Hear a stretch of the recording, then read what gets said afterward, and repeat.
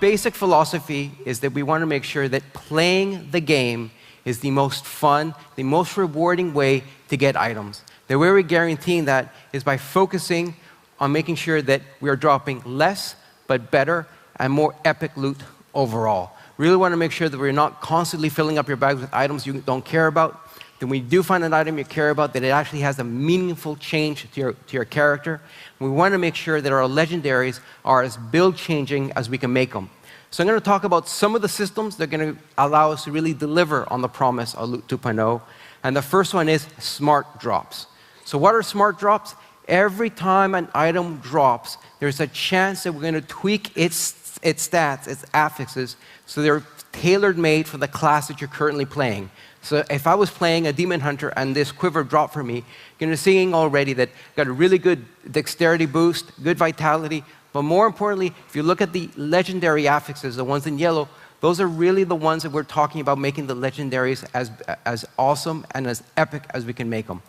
But before I really get into more of our legendaries, I just want to quickly show you guys a comparison between where loot is right now in Diablo 3 and what you guys can expect come Reaper of Souls.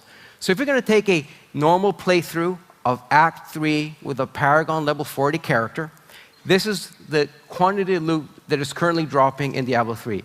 So that player found 256 common items, 399 blue items, 275 yellow items, and 1 legendary. So there is hope that one of these items was good for you.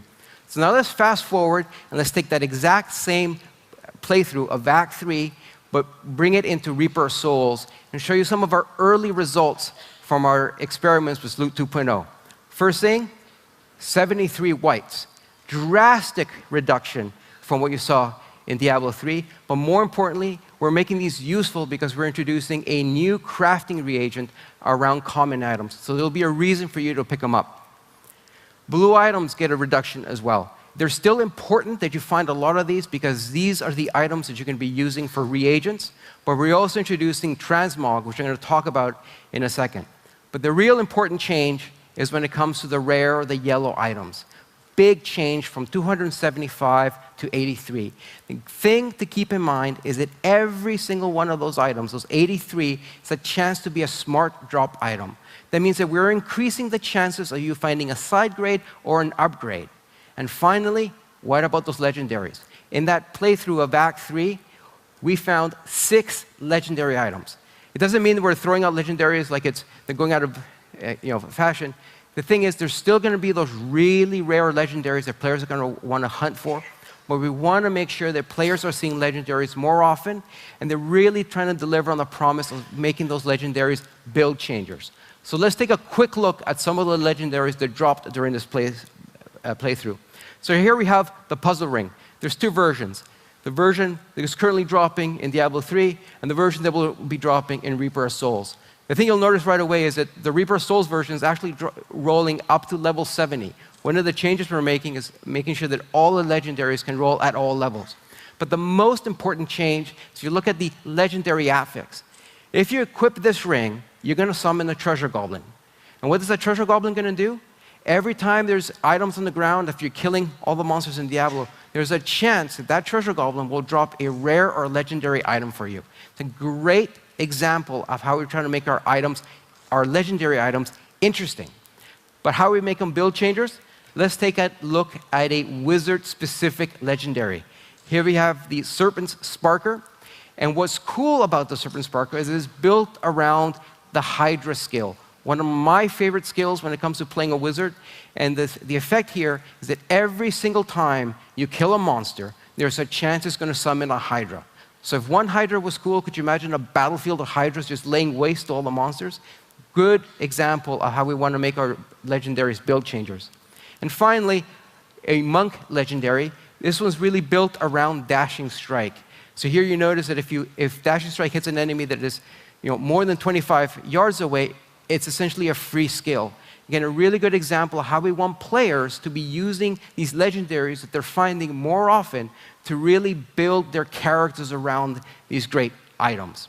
But we're not just making changes to the low-level item gameplay by dropping less, better, or more epic items.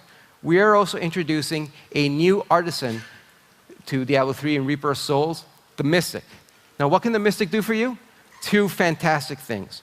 The first one is transmogrify, which means that you no longer have to sacrifice your visuals of how your character looks for power. So you have a very particular look of how you want your character to look. You can go to the Mystic, and you can essentially choose any of the appearances of any of the items that you picked up in the game, and a small gold cost, swap that appearance for the one you really want.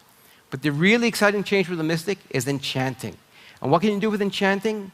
Enchanting allows you to re-roll a single affix in any rare or legendary item. So if you have, for example, you have an item with intelligence on it and you want something different, you go see the Mystic, and there's a chance that you might get the affix you really want to make that item exactly what you want. But again, we're not just stopping at loot. We're also rethinking our end game. And one of our big driving goals is make sure we have an end game for everyone. Whether you played 100 or 1,200 hours of Diablo, or you just finished or just killed Diablo once, we want to make sure there's something for everyone after they finish playing the story. The first thing players are going to encounter is, with a new level cap of 70, every class in the game is getting new toys to play with in the shape of skills, runes, and passives. But the really exciting change that we're adding is a brand new way of playing Diablo 3, and that is what we're calling loot runs. What's a loot run?